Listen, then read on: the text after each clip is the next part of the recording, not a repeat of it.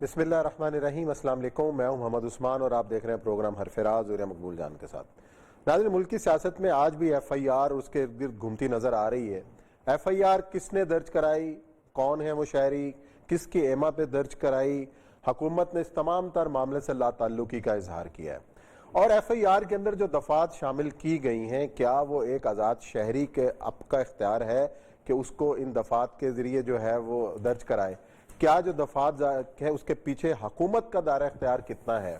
اس تمام تر معاملے پر آج ہم گفتگو کریں گے۔ ساتھ ہی ایک اہم معاملہ آج زیر بحث آئے گا۔ کراچی کے الیکٹرک کے ایک سابق عہدیدار کو وزیر اعظم صاحب نے اپنے خصوصی مشیر مقرر کیا ہے، اور اس کے اوپر بھی کراچی کی سیاسی جماعتیں آواز اٹھا رہی ہیں، اور خاص طور پر جو جزیرے ہیں جو کراچی میں، اس کے حوالے سے بھی فیڈرل کنٹرول کے معاملے کے اوپر بھی سوالات اٹھ رہے ہیں۔ لیکن اب پہلا موضوع ہم شروع کرتے ہیں۔ اوریہ صاحب، ایف آئی آر بڑا شور مچا، تمام تر بات ہوئی، اور جو دفعات جس کا آپ حوالہ دے رہے تھے کہ جو سنگین قسم کی جو ہیں، کیا ایک ایس ایچ او کا دائرہ اختیار ہے کہ وہ ان تمام چیز کو اس طریقے سے درج کرے؟ بات سنیں، مسئلہ یہ ہے، مجھے صرف اور کسی سے ماتم نہیں کرنا، مجھے ماتم کرنا پاکستان کے میڈیا سے۔ اس کی وجہ یہ ہے کہ آپ یہ بات نہ پاکستان کے میڈیا سے پاکستان کے سیاستدانوں سے بھی کریں نا، میری آپ عرض سن، جنہوں نے شور مچایا ہوا۔ میری ایک عرض سن لیں۔ پاکستان کے ایک میڈیا کے اینکر کی فالوئنگ کسی سیاستدان سے کم نہیں۔ لوگ اس کے ساتھ تصویریں کھنچواتے ہیں، اس کی بات کو مانتے ہیں، اس پہ فالو کرتے ہیں۔ پوری کی پوری اسمبلی کے 400 بندے بھی وہاں بیٹھے ہوں نا، تو لوگ ان کی بات پہ یقین نہیں کرتے۔ یہ ایک بات طے ہے۔ لوگ کہتے ہیں یار اس نے کہا ہے تو ٹھیک کہا ہے، کیونکہ وہ ان کو صاحب علم سمجھتے ہیں، وہ سمجھتے ہیں کہ علمی گفتگو کر رہے ہیں۔ دکھ مجھے کیوں ہوا ہے کہ پہلے بات دیکھ لیتے ہیں کہ دونوں میں سے فائدہ کس کا ہوتا ہے۔ دونوں کا فائدہ ہوا ہے، اور دونوں کے معاملہ پتہ ہے کیوں فائدہ ہوا ہے؟ میں اس کو اس ایف آئی آر کا فائدہ ہوا ہے، دونوں کا فائدہ میں بتاؤں کیسے ہوتا ہے۔ پہلی بات تو یہ ہے کہ یہ چیپٹر ایف آئی آر ہے کیا؟ چیپٹر 6 ہے تعزیرات پاکستان کا، پاکستان پینل کوڈ کا، ٹھیک ہے، of offenses against the state، ریاست کے خلاف جو جرم ہوتے ہیں۔ اس کے سیکشن 121، 120A، 121A، 123، 124، یہ میں ابھی چیپٹر تھوڑا اس کو بتا دیتا ہوں۔ ریاست کے خلاف جب جرم ہوتا ہے تو ہائی کورٹ، سپریم کورٹ کی رولنگز، خود پروسیجر جو سی آر پی سی کا پروسیجر یہ کہتا ہے کہ ریاست خود اس ایف آئی آر کو درج کرانے کی مجاز ہے تھرو اٹس آتھرائزڈ پرسن۔ ٹھیک ہے، اس کا مطلب یہ ہے کہ آپ ایک ہوم سیکرٹری جائے گا یا سیکرٹری انٹیریئر جائے گا تھرو اے سیکشن آفیسر، ایک سیکشن آفیسر کو کہہ دیں گے میرے پاس یہ ہے، یہ بندہ پاکستان، اس نے سیڈیشن کہتے ہیں اس کو، اس نے پاکستان کے خلاف سازش کی ہے، یہ کیا ہے، اور ہم اس کے ثبوت مہیا کریں گے۔ یہ جو پاگل شدارے کا ایس ایچ او ہے جس نے یہ درج کی ہے ایف آئی آر، یہ روز کم از کم 50 ایف آئی آر کاٹتا ہوگا۔ اس کو بھی بتایا کہ ایف آئی آر درج ہونی ہے، اس نے کیوں درج کی ہے؟ اس کی 2 وجہ۔ اگر تو ہم نون لیگ کے حساب سے سوچیں کہ ان کو کتنا فائدہ ہوا ہے، تو سب سے پہلی بات یہ ہے کہ وہ سارے کا سارا چیزیں جو چل رہی تھی اس طرح ادھر ادھر، تو انہوں نے اس کو ہم کو غدار کہا گیا، تو فاطمہ جناح کو کہا گیا، تو فلانے کو کہا گیا، تو ان کو تو فائدہ ہوا، بیشنگ شروع ہو گئی، گورنمنٹ پیچھے بیک فٹ پہ چلے گئی۔ گورنمنٹ کا فائدہ کیا ہے کہ اگر یہ ایف آئی آر جو ہے گورنمنٹ درج کراتی تو اس کو اس کا ثبوت لانے پڑتے ہیں۔ اب وہ ایف آئی آر تو جس دن یہ ایف آئی آر عدالت میں جائے گی تو کہیں جی آتھرائز بندہ کدھر ہے، تو کہیں گے تو ایف آئی آر کا تھا لے کے آئے، آپ کیسے لے کے آئے؟ تو یہ خفتے میں جتنی دیر یہ ایف آئی آر ہے اس دن بکواس تو کی جا سکتی ہے کہ یہ نون لیگ میں یہ ہو رہا ہے، یہ ہوا ہے۔ تو بنیادی طور پہ یہ ایف آئی آر صرف میڈیا کھیلنے کے لیے کی گئی۔ اچھا، یہ تو بڑے سمجھدار لوگ ہیں جنہوں نے ایک نیا پنڈورا باکس کھول دیا، میڈیا کھیلا جا رہا ہے نا، کھیلا جا رہا ہے نا۔ اب ایک عام آدمی کے کندھے پہ بندوق، بلال مجھے یہ سمجھ نہیں آتی کہ یہ بندہ جو ہے بدر رشید، یہ اچانک سی آر پی سی پی پی سی کا حافظ ہو جاتا ہے۔ یہ عجیب و غریب قسم کا ایک رستم سراف فیکٹری میں رہنے والا، اس کو یہ ساری دفعات بھی یاد ہو جاتی ہیں۔ یہ تو کسی وکیل نے لکھ کے دی ہے اس کو کہ بھائی جان یہ جمع کرا دو، اور ایس ایچ او کو کہوں گے میں جمع کرانا چاہتا ہوں. ایس ایچ او صاحب نے کہا کہ چلو ٹھیک. اچھا ایس ایچ او نے آج خود ایکشن لے کے اتنی بڑی ایف آئی آر درج کر لی, اس نے اپنے ایس پی کو, ایس پی کو, سی سی پی او کو, کسی کو اعتماد میں نہیں لیا. اگر سی سی پی او کو پوچھا گیا تو کیا اس نے کسی وزیر کو, وزیر اعلیٰ کو اعتماد میں نہیں لیا؟ سارے لا علم رہے. اب سن لیں, ایف آئی آر کے بارے میں کوئی انسٹرکشن ہی نہیں ہے. آئی جی بھی ایف آئی آر کی رجسٹریشن نہیں روک سکتا سر, لیکن یہاں پہ کسی شہری کی موٹر سائیکل چوری ہو جائے اور ناک رگڑوا دیتے ہیں, نہیں ہوتی. وہ کہتے ہیں یار گمشدگی کی کرا دیں, اسنیچنگ کی نہ کرائیں, فلانا نہ کرائیں. میں قانون کی بات کر رہا ہوں. سی سی پی او سے کہیں روکنے کے تو سی سی پی او جرم کرتا ہے. آئی جی اگر کہے کہ تم ایف آئی آر نہ کہو تو آئی جی جرم کرتا ہے, اس کی سزا ہے. چیف سیکرٹری کہے ایف آئی آر مت درج کرو تو سزا. جھوٹی ایف آئی آر بھی درج ہوتی چاہیے, قانون یہ کہتا ہے. اچھا جھوٹی.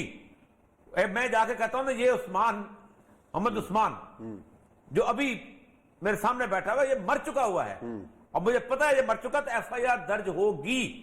اچھا. اس کے اوپر پرجری کا آگے جا کے ایف آئی آر کا مطلب یہ ہے کہ کسی آدمی کی کمپلینٹ درج کرنے سے دنیا کی کوئی طاقت نہیں ہو سکتی. بات سے میں اس پرٹیکولر اب آتے ہیں پرٹیکولر ایف آئی آر, اب اس نے درج کر لی. پہلی بات تو یہ ہے, لیکن میرا سوال یہ ہے کہ اپنے ہائی ایپس کو اعتماد میں لے کے کی اس ایس ایچ او کا اپنا دار اختیار. پہلی بات تو یہ ہے, اتنی بڑی ایف آئی آر جس میں نمبر بنانا.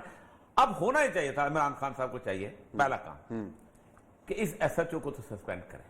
صرف ایس ایچ او نہیں, جس نے ایف آئی آر درج کی وہی سسپینڈ ہوگا, اور تو کوئی نہیں ہوگا. چلو پہلے تو یہ سسپینڈ ہو. اس کے بعد اب آتے ہیں کہ اس کا آگے جو ہمارا میڈیا, جو جاہل آپ نے بٹھائے ہوئے ہیں صبح سے لے کے شام تک, یہ کوئی کہتا ہے اس نے اس کو کہا ہوگا, کوئی کہتا ہے اس نے اس کو کہا ہوگا, کوئی کہتا ہے یہ ہو گیا, کوئی کہتا 1970 سال کی جاہل ہیں وہ تو انہی کو سامنے لا رہے ہیں نا. کل ایک وزیر کہہ رہا ہے کہ جناب وزیر اعظم صاحب کو بتایا کہ انہوں نے کہا اچھا یہ کسی نے کاروائی ڈال دی. نہیں, ایف آئی آر تو پاکستان میں کم از کم 5 سے 7 ہزار ایف آئی آر روز ہوتی ہے.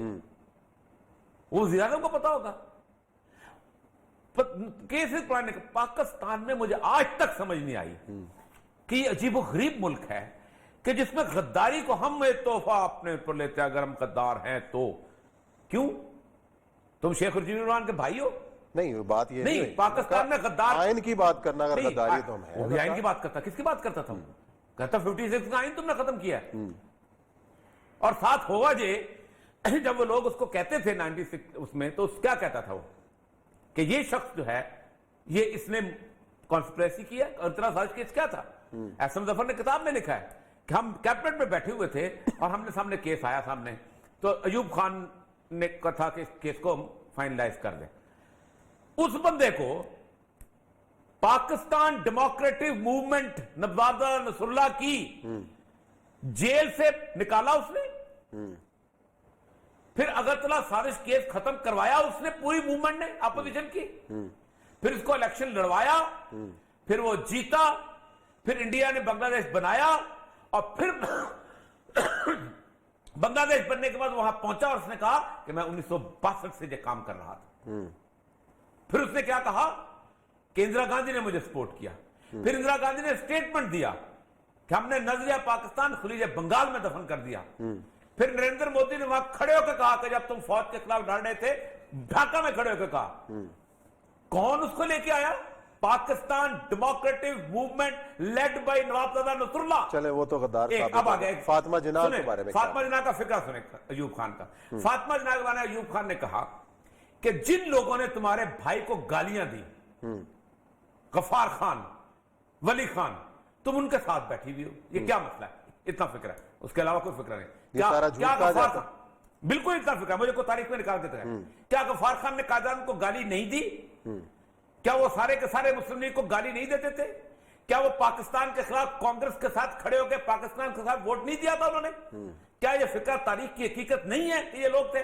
کیا یہ فکر تاریخ کی حقیقت نہیں ہے کہ جمعہ خان صوفی وہاں جا کے کہتا ہے کہ یہ سارے کے سارے لوگ جو تھے یہ ملتے تھے, انڈین ایمبیسڈر سے پیسے لیتے تھے؟ یہ کیا یہ تاریخ کی حقیقت نہیں ہے کہ اس نے کہا تھا کہ میں پاکستان میں دفن ہونا پسند نہیں کرتا ہوں, مجھے جلال آباد میں دفن کیا جائے؟ تو ایک فکرہ اس کا کیا غلط تھا. اب آئے ملاتے ہیں اس کے ساتھ تیسری چیز جو امپورٹنٹ ترین چیز ہے, اپنا اس کو کیس جو ہے اپنا یہی والا حبیب جالب والا.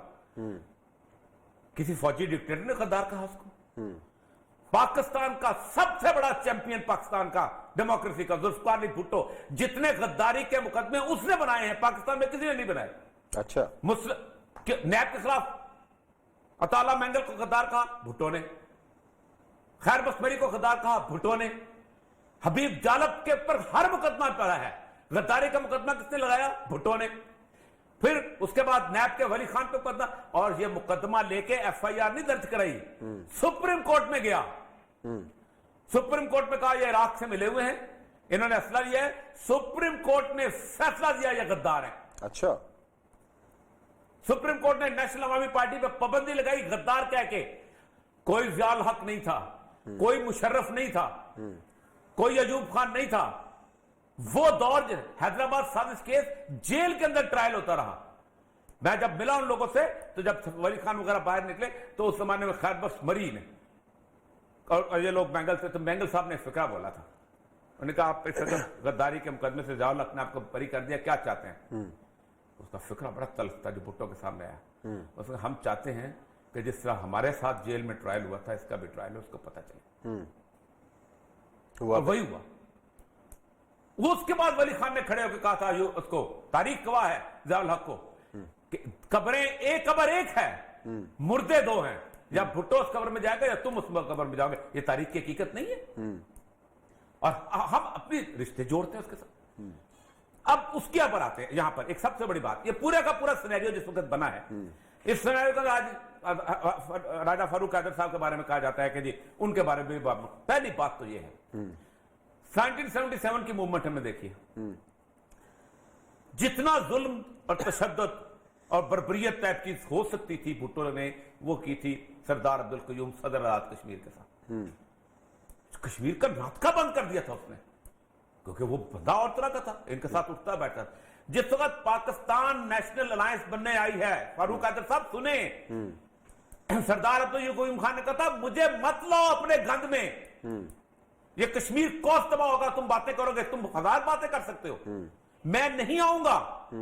आप मुझे ये बताइए कि आप हमें तो यहां टीवी पे आके कहते हो कि मुझे आगे चलने दो, आप पीछे हट जाओ, मैं कश्मीर का मुकदमा लड़ूंगा, मेरा केस है, और आप खुद पाकिस्तान के अंदर एक अपोजिशन की मूवमेंट के अंदर आके बैठ जाते हो जिसके अंदर गुफ्तगू चल रही है, हजार तरह की गुफ्तगू होती है। आपने तो कश्मीर को तबाह कर दिया उसके बाद।